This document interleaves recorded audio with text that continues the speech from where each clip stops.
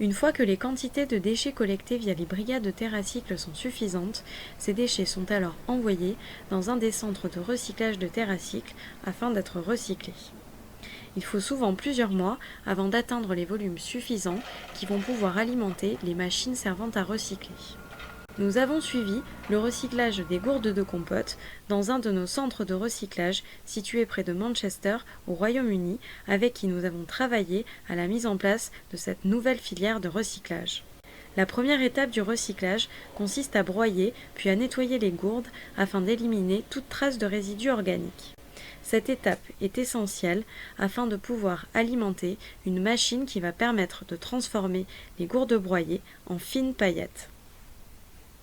Once the material is collected in France, it is sent to the United Kingdom for shredding and washing. This is very important as it's to remove the organic substances left within the pouches. This shred and wash material is then sent to our facility in Lancashire, in the northwest of England, where it's fed into this machinery. This conveyor belt feeds the chopped and clean plastic into our agglomerator.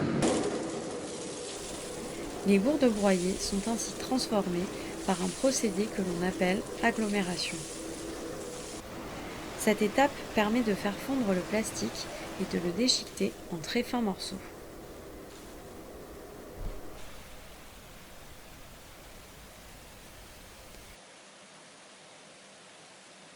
Cette matière est ensuite récupérée, puis va être transformée via le procédé d'extrusion.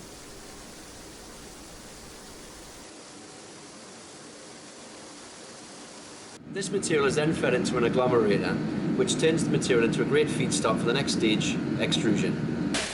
L'extrusion va permettre de transformer la matière en petits granules plastiques. Ces derniers peuvent être directement réutilisés dans la fabrication d'objets d'usage courant, comme par exemple des plaques ou du mobilier de jardin.